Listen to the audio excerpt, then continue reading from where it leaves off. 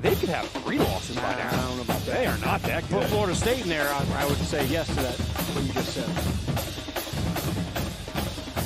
Return by Caleb Downs, and he finds a seam. He makes the punter look silly. Caleb Downs, show him what you got. Touchdown, Bama. 5-minute drive now for UTEP. And they will keep it on the ground. Awad just gets pile-driven by Stutzman. Really haven't even tried from the shotgun. That throw's intercepted. Pierce down the sideline. Touchdown. Claiborne, the sophomore, has 1 score so far this season. Griffiths will buy a little bit of time. Falling down, lost the football. Play is still live. And recovered by the Monarchs. Lamarian James will take it the other way for the ODU touchdown.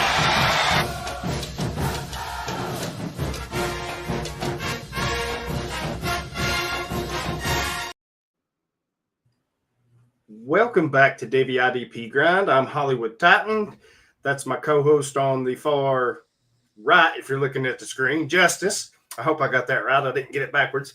And tonight we got a special guest with us. We have Kyle Loomis joining us. He's a content creator for the E2C Network, the Auburn Experience. He can be found on X at Kyle Loomis 24. Welcome to the show, Kyle.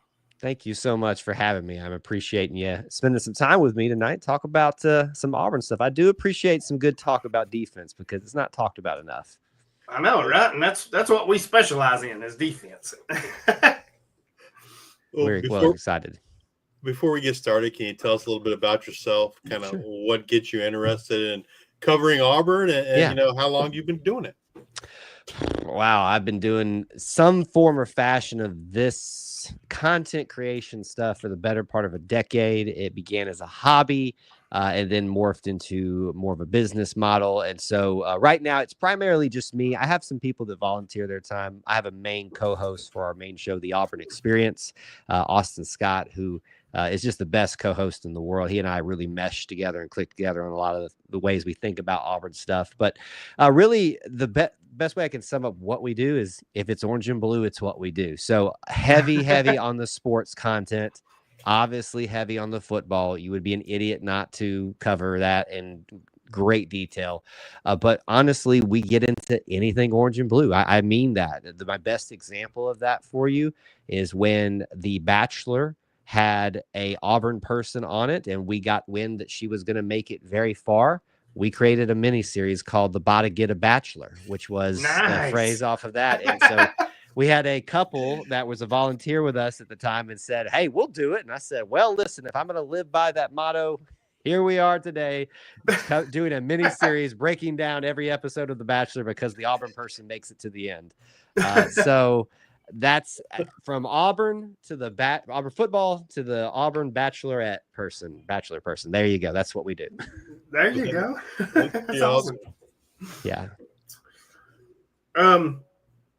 So tell us a little bit about yourself. What got you interested in sports media and journalism, and how long? Well, you've already told us you've been in over a decade, but how did you get into the love of sports and broadcasting?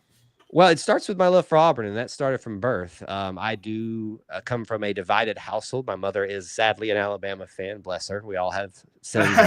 We've fallen short of the glory of God, but so I love her dearly. But my father, my late father, thankfully corrected any misgivings that were trying to take place there. And so it really starts with him, and it just developed into something over the years where I love watching, talking about Auburn topics and more than just Auburn football. And I asked the question one day, why is no one talking about things other than Auburn football? This is such a great experience, which is where our name comes from. There's so much more to the sports world in Auburn. There's so much more to Auburn than sports. And so that's where it really derives from about over a decade ago. I think it was right after the 2014 national championship game for the 2013 season where we lost. It was really about a coping mechanism for losing a national title because I'd won one in my lifetime, but I hadn't lost one. So we, a couple buddies, got together and started that. I don't have a background in journalism. This is all not new anymore, but the profession was new to me. I have a degree in zoology from Auburn University. And yes, wow. I did work for a zoo for the better part of a decade and enjoyed the heck out of it. It was time for a transition. It was time for a change. And I just said, what's my other passion? Auburn stuff. And I'd been doing this on the side of working still in the zoo for a long time. And so I said, can we make this eventually a sustainable business model? So here we are today, working towards that goal. And I enjoy every minute of it. That's awesome. Well, before we get too much into the defensive talk, let's kind of start where it starts for the Tigers, and that's Hugh Freeze going into year 3. You know, in general, what's the expectations for him? Like, you know, what's the fan base thinking? What do you think 2025 holds for Hugh Freeze and the Tigers? Depends on who you talk to, because if you talk to Joe Blow on social media, championship or bust. And I can appreciate that level of commitment to success. But we also have to live in the world of reality and what's the most likely equation. I like to think of things in terms of bell curves. Have you ever seen a bell curve? The most likely options up at the top, and then you go down the other side. And where does that kind of formulate? Expectations for Hugh Freeze. He's got to win this year. Now, what that means is, as I just said, differing for each Auburn person out there. I like to think of it this way in terms of, if you're going to ask about record predictions, I don't quite do that this early, but I will give you this. I always think about what the program should always be capable of, no matter the circumstance. And I think historically, given financial, fan support, the talent that they can bring in, the way that we sell this thing very well, and it's real, the Auburn family, that 8-4 should always be the minimum expectation for Auburn. So that's where I start every year pretty much, unless there's a need to shift that forward or backward. Hopefully that'll be a forward shift for, minimum expectations. But I think 8-4 is always where I start at. So I haven't decided yet if I'm going to shift that down or up quite yet, but that's my starting point. A lot of people are shaping this up to be a make or break year for Hugh Freeze, and I think that is ill-advised. I think that's ill-advised for you. I'm speaking to the Auburn fan now. As an Auburn fan, if you're doing that to yourself and to this team, and I think that is ill-advised if you're anybody else trying to set expectations for Auburn at this current time, a little bit too strong or too high. What people forget is Auburn made a very, very poor decision 5 years ago to fire a head coach in a COVID year that they didn't need to, mainly because there was no replacement worthy of that. And we found out why. And here we sit today. And forgive me, I know I'm sitting with some Tennessee guy here. I used you as an example. You can go find the live stream I did from a grainy kitchen room and said, Auburn, because of this decision, will enter its Tennessee dark years, because at that time, Tennessee's dark years were just ending. And I said, we're about to become Tennessee if we didn't get this right. And here we are. So I don't say that to toot my own horn. Other people said that as well. But you have to, when you set expectations, you have to understand context. And context dictates that this team went through a 2-year period it didn't need to go through. And then when Hugh Freeze arrived at all, I said this about an hour ago on a different podcast. If you go watch Hugh Freeze's opening press conference when he gets named Auburn, of course, everything's happy, go lucky, A couple months later, he does the first spring practice. That man looked like he'd hit by a truck, and he said as much. He said he came in and said, yeah, this is going to take a while. He didn't realize how bare the cover was, and no shade thrown at any of the guys. I'm thankful for all the guys that have been here, will be here, are here currently, but that's just the reality of the fact. And we've seen the results of that on the field. So took this a long way home for an answer. Expectations are up to the person. I expect to win. To what degree, that's still up for interpretation right now for you, the fan. As a non-Auburn fan, I would say, excuse me, as a non-Auburn fan, I want to say the perception right now for Hugh Freeze is he's on the hot seat. Yeah. Do you feel as an Auburn fan it's the same, or is it a little different being an actual Auburn fan? I think that's the sexy thing to say in the offseason. So I think that's fine that is the perception as a, opposing fans looking in, or just a general college football fan looking in. If you're an Auburn person with some context driven discussions on this, you'll be able to kind of back that off just a little bit. But maybe we talk about in terms of degrees of hot seat. I think that's a fair assessment. I'd put it smack dab in the middle right now. It's time to show some body of work for you out in the field. You've done it recruiting wise to this point. You've seen not just you go get the stars and the rankings, but you got those people out in the field. The next piece is the wins out on the field, and that starts with winning games you're supposed to. So we can't have a New Mexico State. We can't have complete collapses where you've got it in hand. But if you go out there and have a 7-5 year and you're losing by 1 point to the best of the best, you got to at least talk about this as, okay, this is still not great, but we're heading in the right direction. So that's probably how I'd go about that, saying that. Nice. For those not familiar with the defensive scheme that Auburn runs, how would you describe it? Yeah, I'm probably going to get butchered for this and saying it wrong, because I would just call it a 4-2-5. Now, there's some variance in that. They have a buck position, obviously, that is that hybrid linebacker, defensive end type of guy. They have that. I think it's called this. It used to be called the Star. Now I think maybe it's still called the Star. I'll look on the roster in a second. They have their different terms listed for it on the roster. Hybrid defensive back guy as well. Champ Anthony was doing outstanding of that last year before he had his horrific leg injury, and I'm hoping he's back to full speed because he was just lighting it up. So 4-2-5, you got and it kind of varies within that. If you know DJ Durkin, that's our defensive coordinator, and he has made a name for himself with defense, so much so that people tried to steal him this offseason from us, and Auburn said, no, it's the only thing going good for us right now, and it's the only thing secure. We're hanging on to DJ Durkin. Well, speaking of DJ Durkin, with him kind of entering his second year as the defensive coordinator, what are the expectations for him and this defense as a whole here in 2025? Well, you set the expectations pretty dang high for your first year, so any drop-off is going to be noticed. I think the thing that sticks out to me is they did it with such young talent at positions. Last year was a year of Auburn allowing some of their younger talent that Hugh had been recruiting chances not just to play, but eventually to win starting jobs, whether that is because of injuries, whether that's because they just outright beat the people that were in those positions previously. You saw that a lot for DJ Durkin. So if we carry that out to this year, it would stand to reason that it can only get better. And if you listen to, I don't know how much you guys followed SEC Media Days today, Keldrick Falk, who is the face of the defense, he talked a lot about that, about the young guys that are here and how much the older guys really like them. And it's weird to think that he's an old guy now because this is his third year.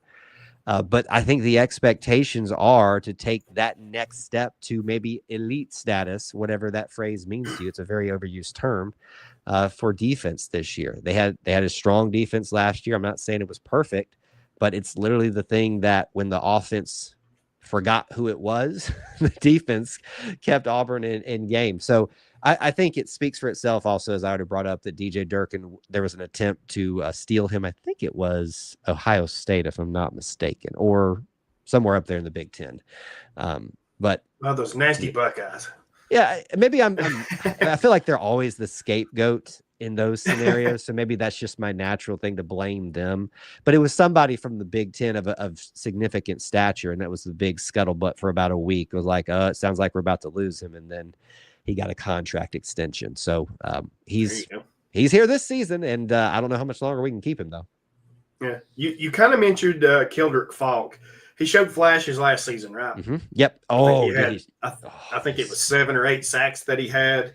Do you feel he's ready to take that next step this year as a true elite pass rusher in the SEC? And then also with the graduation of McLeod, who do you look to join Falk on the opposite side? Yeah. Keldrick Falk is at least de facto wise, the leader of this unit. and this defense. Now, the interesting thing that I find about here is Auburn has very rarely sent a true sophomore to SEC Media Days, and they did that last year with true sophomore Keldrick Falk. Also very rare across teams to see a player come back twice in a row. So that speaks to the expectations around him as far as a leader and production-wise out there on the field as a true junior. So Keldrick, to me, has shown flashes the second that he topped up here. In fact, if you go back to the recruiting cycle, things seemed to turn for Hugh after a couple of weeks of setting his feet when first arriving here, when he flipped Keldrick, I believe, from Florida State.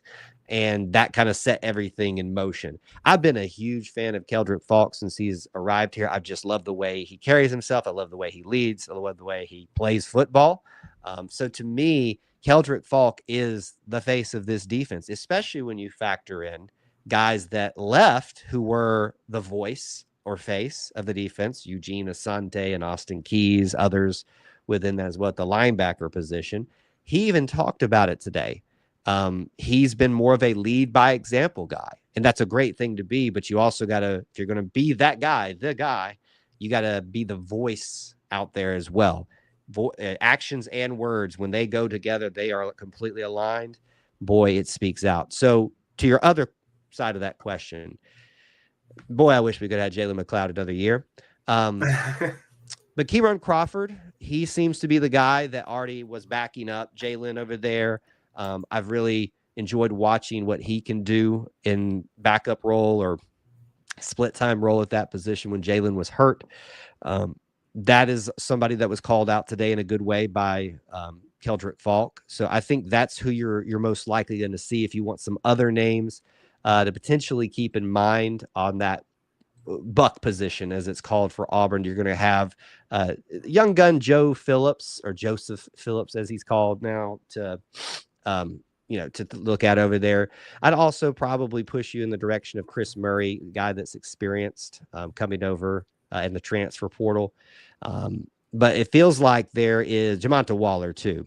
But it feels like there's it's top heavy and bottom heavy at the buck position. You've got experience at different levels, different competition levels, but then you've got young guns that are ready to take that next step. But Kieran Crawford is going to be the guy that you want to look over there. Wow. Well, moving over to the interior, and here it looks to have taken the biggest hit this offseason. Oh, yeah. You lose Isaiah Rakes, Philip Liddy, Jason Jones, Trill Carter, Gage Keys, Darren Reed Jr., TJ Lindsey. So they lose a total of 7 guys on that interior of that defensive line. What are the expectations for that? What are the expectations for that unit here in 2025? I think the expectations are that it's Malik Blockton's position group and room to lead and form into his image. And as a true sophomore, had a great first year, only going to get better. He is the brother of Marcus Harris, who was a defensive lineman at Auburn. Previous to that, they didn't get to play together. But I love family dynamics. Switching it back over to the Falks, Keldrick, his brother JJ, a linebacker for Auburn as well this year, so they're getting to play. So I love those family ties.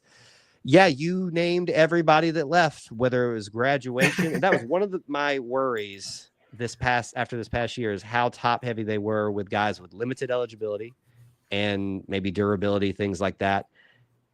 The cupboard's kind of bare. You've got Quintrell Jamison Travis, who was there last year. So hopefully he's ready to step up and take that alongside Malik as the maybe senior guy in that room. Zacchaeus Walker's been around a while. He's been kind of up and down at times, but then you've got a bunch of young guns.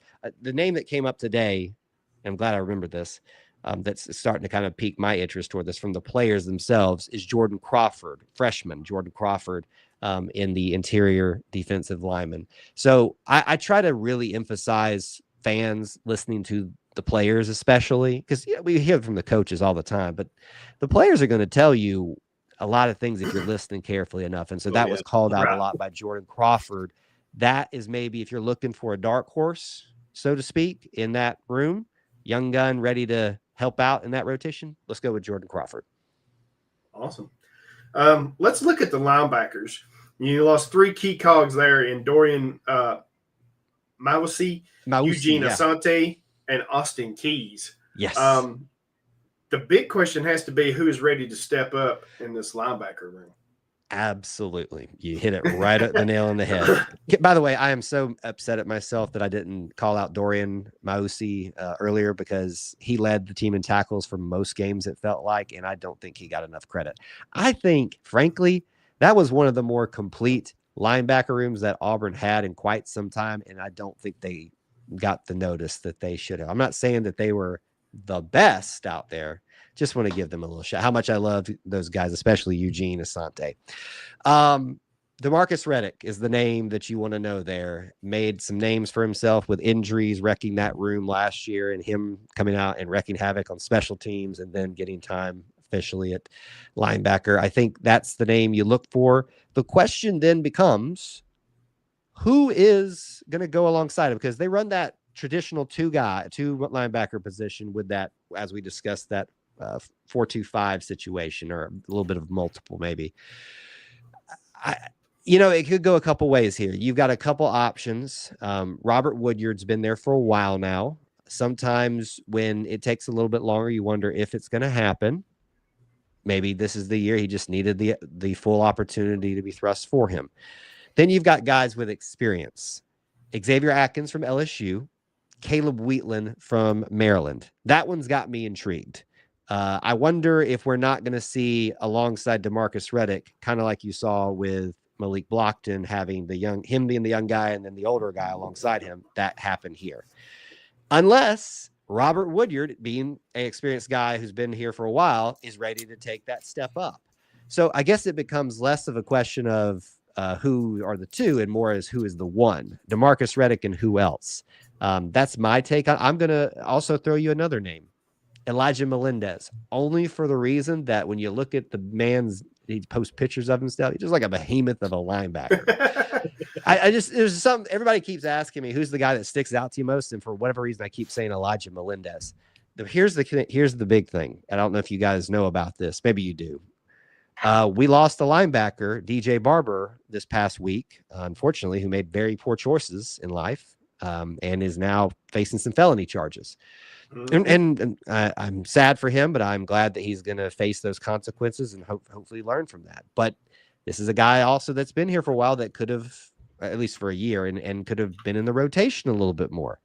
So really, this thing opens wide up. You've got guys with experience that could come alongside DeMarcus Reddick, but if it's Elijah Melendez, if it's JJ Falk, who I mentioned earlier, the opportunity's there, guys. And so whoever wants it, come get it. Yeah, you've got a lot of young guys on your roster that could take that step forward. So that'll definitely be interesting to see. But yeah, that was unfortunate for Barber, because y'all could have really used him this year. Absolutely. Well, moving over to the cornerbacks, and kind of here it kind of feels opposite of the linebackers, right?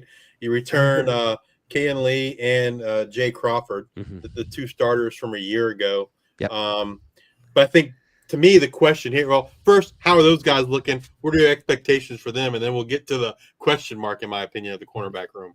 Yeah, you've already kind of said it. They were the surprise guys that kind of Kayan Lee, not so much, because this is his third year now. So we kind of knew he was the one coming along. He was alongside at a different position, obviously.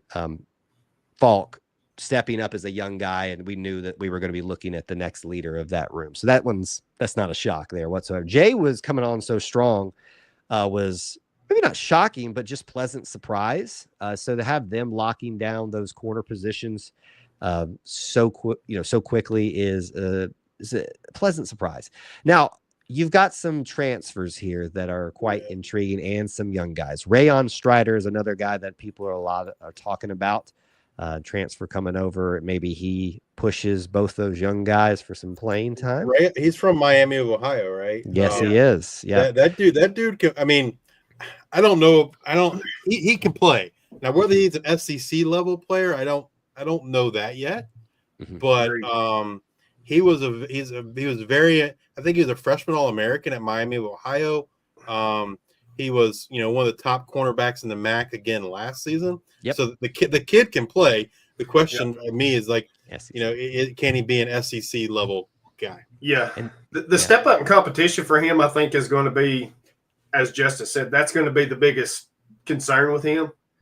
But watching him the past 2 years at Miami, if the ball was in his area, he was making some type of play on it, or is a deflection or an interception or just something. Yeah, I think he's going to be a huge addition for you. I love that. I was hoping Tennessee would make a run at him, but yeah, I think he's going to be a really good piece for y'all's defense. I really do. That's what a lot of people are saying. You know, I'm always a little bit cautious about guys taking the next step, but then you see guys like a Jalen McLeod, we just talked about a little earlier, coming from App State, who was ready, clearly. So if he had stayed completely healthy his whole time, no clue how good he might have been. So Rayon Strader in that room, I really like, along some of those young guys who've already established themselves. You got young guys, also Blake Woodby. You know, there's that special nickelback style position that some people still in some ways count as like corner, or they're listed as corners too. Sometimes Champ Anthony, I brought him up earlier. Is he healthy? Anquan Fagans, who some people would say maybe is more of a safety, but they're factoring in on some people's list to that special nickelback style position. But you brought it up. It's those two young guys and a couple of little pieces here like Rayon Strader. How does that mix into the match? Because you got to have at least 4 guys that are going to be rotating through. The depth, I guess, to me is the bigger question, right? I mean, do you feel that, like, maybe you don't know like who it is, but do you feel there's enough pieces that you're happy with the depth?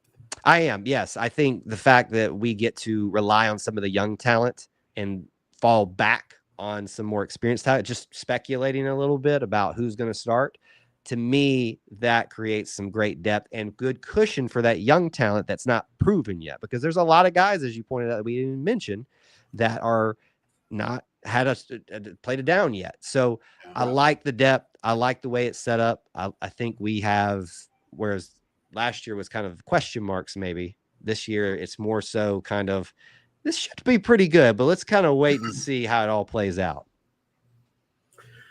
Right. Oh, I almost messed up here. If you, I was looking at the other question. If you had to pick one defensive player to have a breakout season for 2025, who would that be? My gut tells me to go to the linebacker position because that spot just opened up like we talked about. And I always struggle with whether breakout season because some people would say DeMarcus Reddick already had his breakout season, but it means different things, right? Like, right. There's a difference between a breakout for an Auburn fan and a breakout for like on a national level. Yeah. Right. I'll go here. Robert Woodyard. I'm going to go with what my gut told me at linebacker. Okay. The room's been vacated by all that experience and talent. DeMarcus Reddick's established himself as the hot topic there. We already talked about who's the guy. It feels like it's prime for Robert Woodyard to step up and show that he is going to be that number 1A, whatever you want to say it. The 2 linebacker core with DeMarcus Reddick. That would be where my gut is taking me right now.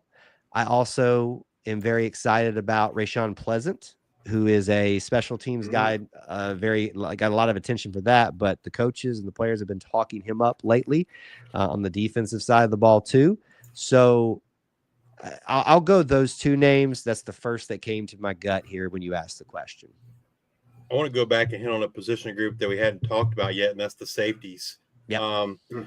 You lose Jaron Thompson, Caleb Wooden, but you get back Caleb Harris and Sylvester Smith.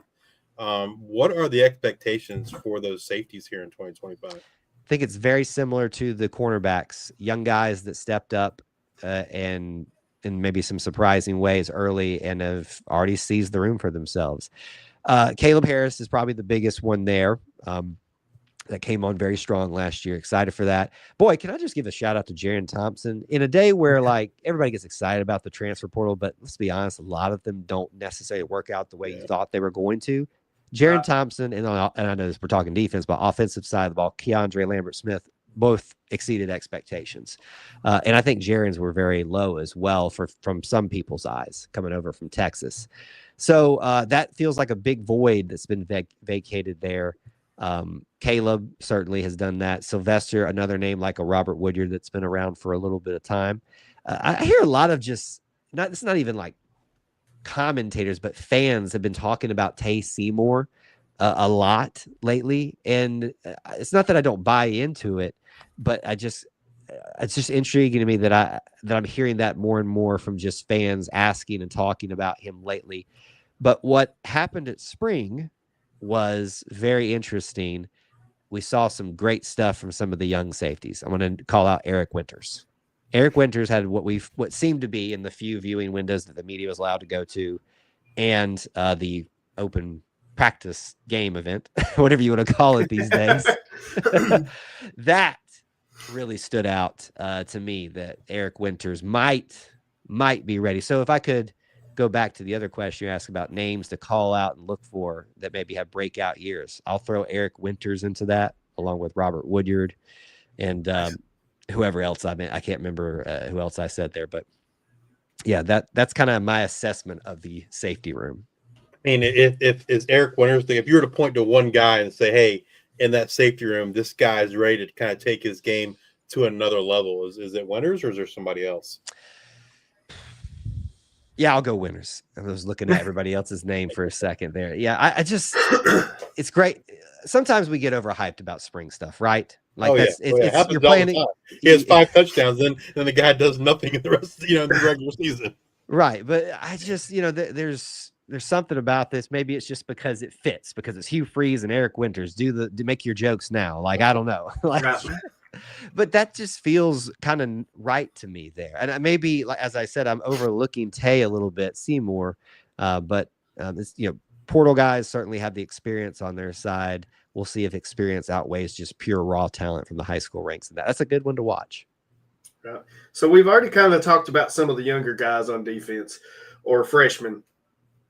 Are there any young guys or freshmen that you haven't already talked about that you think will make an impact on this defense for 2025?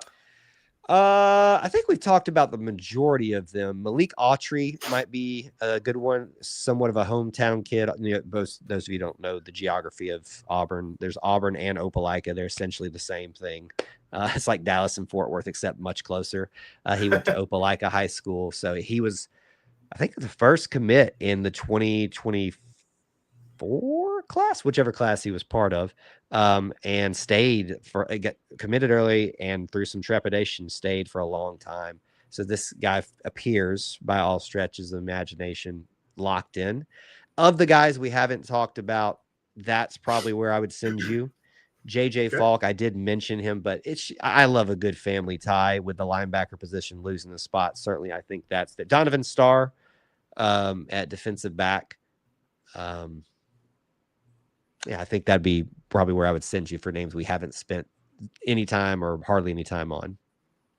When, as a G5 guy myself, and I look at recruiting, right, it feels like in general to me, the P4 teams spend a lot more of their time and resources nowadays on the transfer portal, more so than high school recruits. Mm-hmm.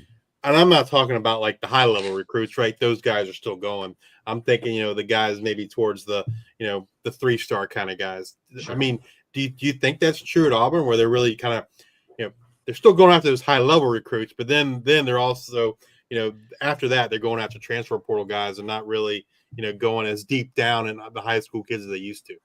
Well, really, Hugh has talked about his desire to keep it more high school focused, but I don't think he's been able to, because Auburn was, as we began talking about today in our discussion, was such a bad place. I think it was, what was the number of transfer portal for his first transfer portal class? I mean, it was crazy. It outnumbered the high school, I think, if I'm not mistaken. We needed help, and we needed help bad. And so I think it differs year to year. Some of his comments today at SEC Media Days made me think that he's starting to shift his philosophy more towards the transfer portal. But I think he wants to be, and if he can, if it makes sense, be a high school first guy and patchwork with the transfer portal. But I think you've got to be adaptable, and it sounds like that he's got the right mindset about that he's got to make a switch on a dime if that happens, or else you run the risk of losing all ground that you have gained back over what's been a very stressful rebuild of Auburn. And never mind, I'm not going to go down that road. I'm like, well, I was sitting there listening to you talk, and I think I could see him staying, with the recruiting trail like he's done. but maybe this year you talked about maybe he's starting to switch. Yeah. Goes back to what we mentioned a minute ago. There's a little bit more pressure for him to win. So maybe he's trying to find some pieces that he don't have to wait and develop, that he can just kind of plug and play now, which makes sense with the Rayon Strader, with the Pleasant, the two corners. Those are going to help you out a lot. So maybe that's changing his thinking a little bit. I don't disagree with that, actually. I think that's probably the correct way to think about it. Let's say he, I don't think there should be an if he gets through this year outside of, taking another losing season.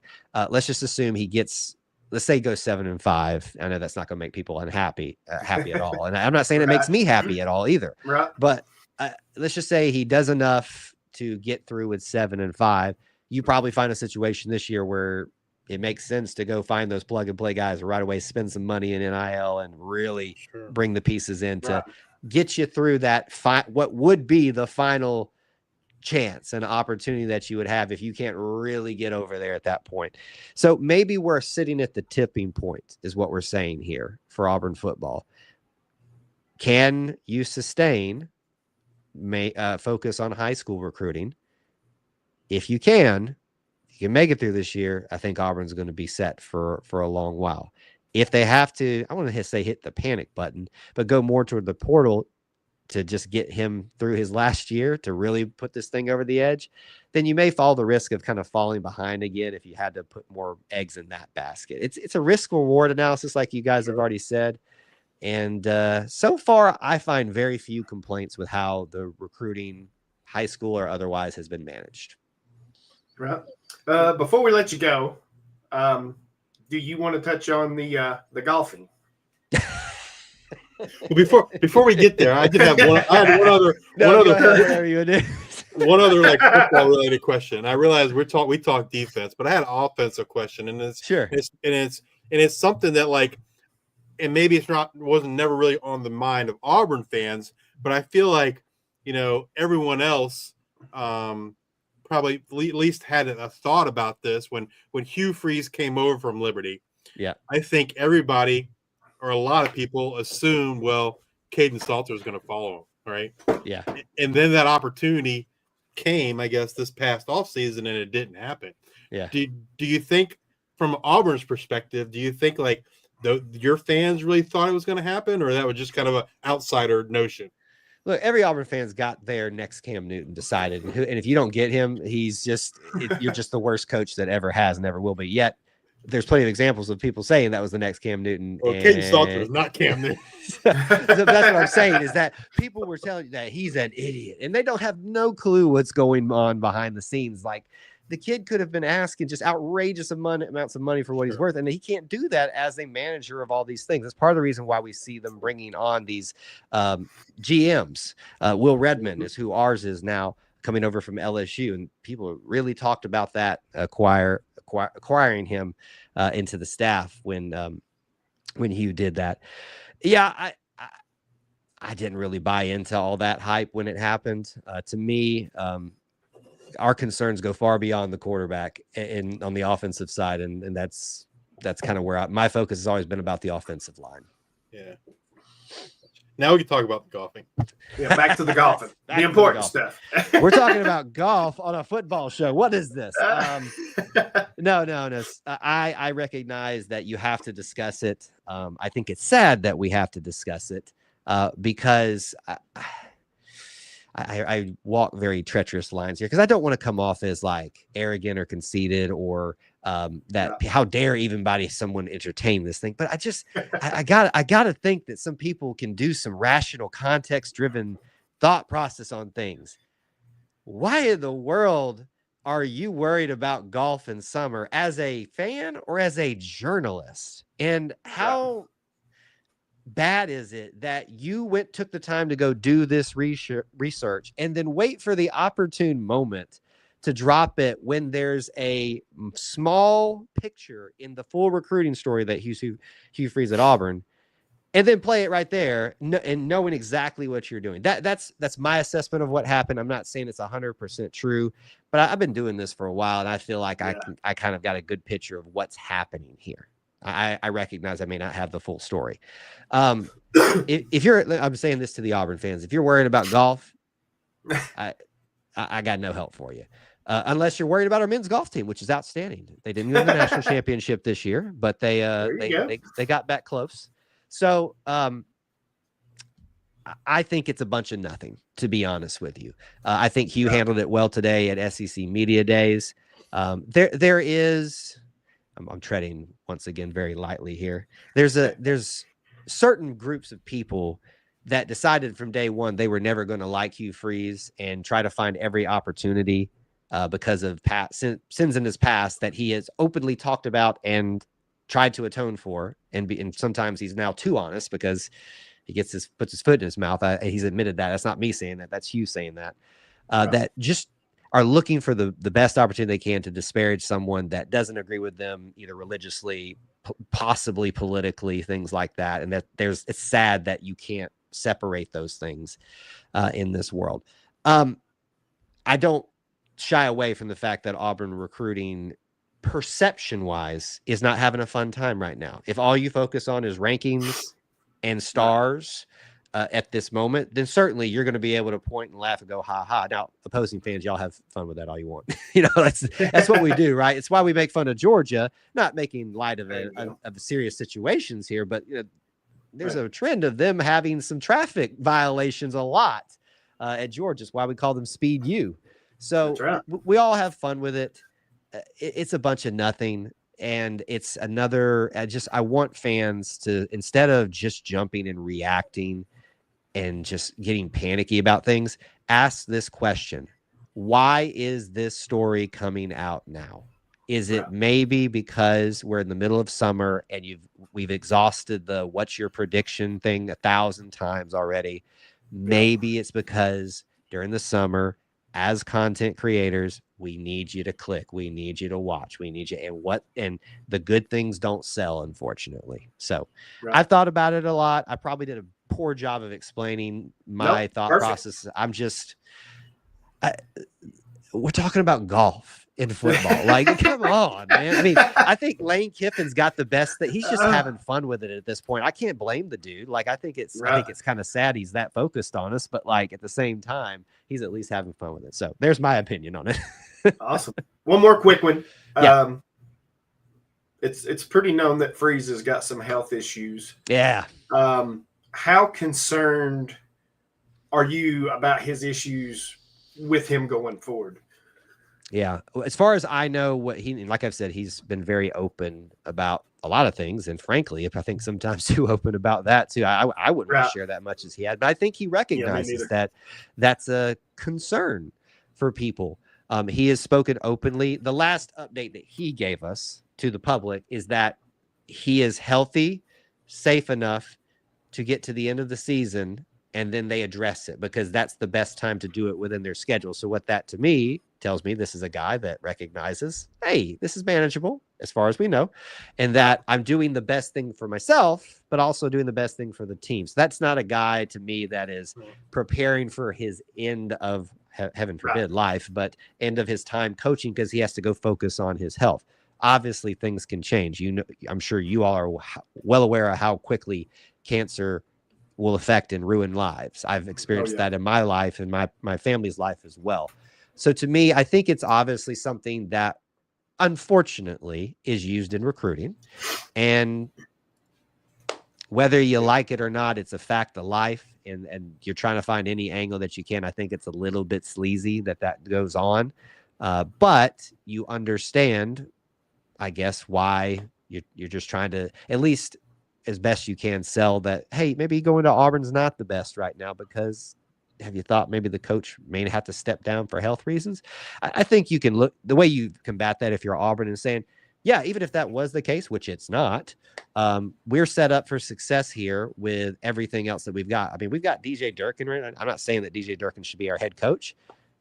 Put him right into the league. He's been, I know the stories and all that stuff. I understand, but let's talk about on the field stuff. This is a guy that's clearly capable of, putting together a great defensive roster and thus can at least be an interim in some way.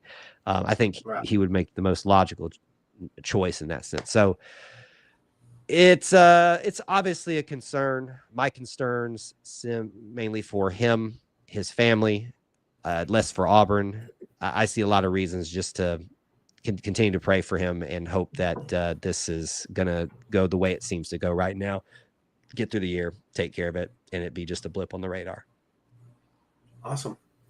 Well, Kyle, thank you so much for taking the time and joining us and talking a little defense. Yeah. You're welcome back anytime. Maybe Certainly. during the season, we can get you back on and recircle the wagons and see what's going on. But you can find him on X at Kyle Loomis 24. You can find me at Hollywood Titan. You can find him at Justice_2318. Also find us at Devy IDP Grind. Be sure to check out the E2C network, the Auburn Experience. That's where Kyle does his content. Go check that out. Really good show. Like, subscribe, rate, and review for us wherever you listen to podcasts. And we will see you next week. Thanks for having me.